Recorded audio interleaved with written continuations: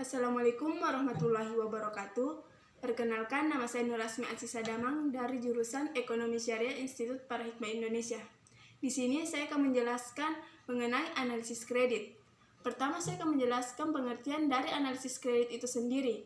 Analisis kredit merupakan suatu kajian yang dilakukan untuk mengetahui kelayakan dari si permohonan kredit, di mana tujuan utama dari analisis kredit ini yaitu untuk memperoleh keyakinan apakah si peminjam kredit ini mempunyai kemampuan dan kemauan untuk memenuhi kewajibannya dalam mengembalikan suatu pinjaman.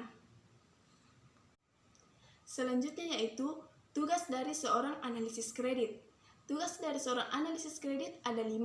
Yang pertama, mampu menganalisis data peminjam.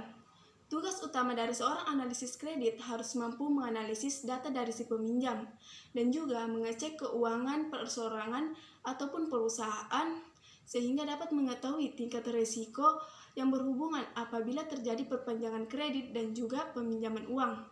Kemudian yang kedua, membuat perbandingan keuangan. Seorang analisis kredit juga harus membuat perbandingan keuangan.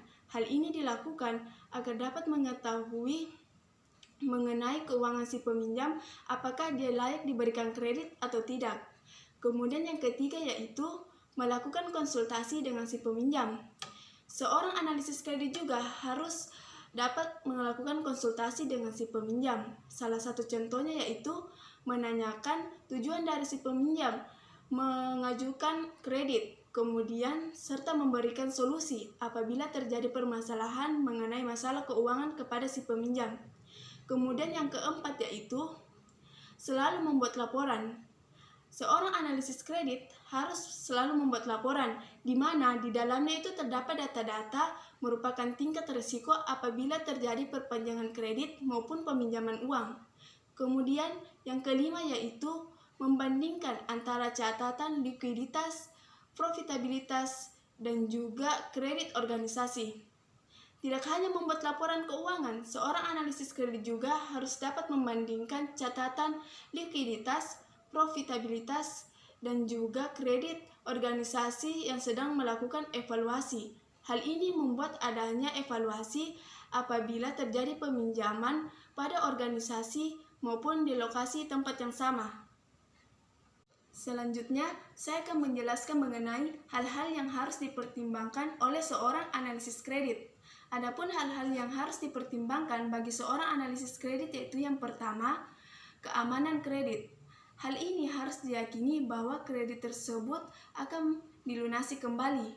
Kemudian yang kedua yaitu terarahnya tujuan dalam penggunaan kredit, di mana kredit akan digunakan dengan tujuan yang berjalan dengan kepentingan masyarakat atau sekurang-kurangnya tidak bertentangan dengan peraturan yang berlaku. Kemudian yang terakhir yaitu menguntungkan. Kredit ini harus menguntungkan baik dari pihak bank maupun pihak nasabah, sehingga usaha tersebut semakin berkembang. Untuk menjadi seorang analisis kredit, adapun kemampuan yang harus dimiliki yaitu yang pertama, kemampuan melakukan analisa mengenai informasi-informasi tentang calon kreditur.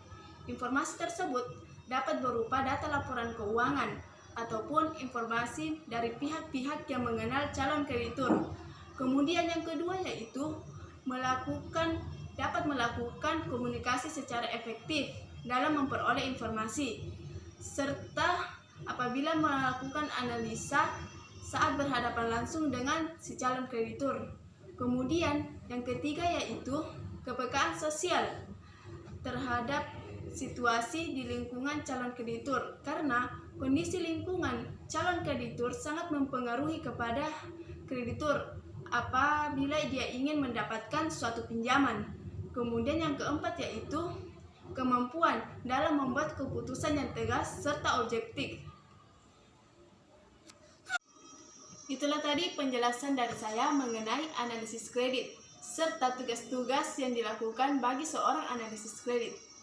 Demikian dari saya. Wassalamualaikum warahmatullahi wabarakatuh.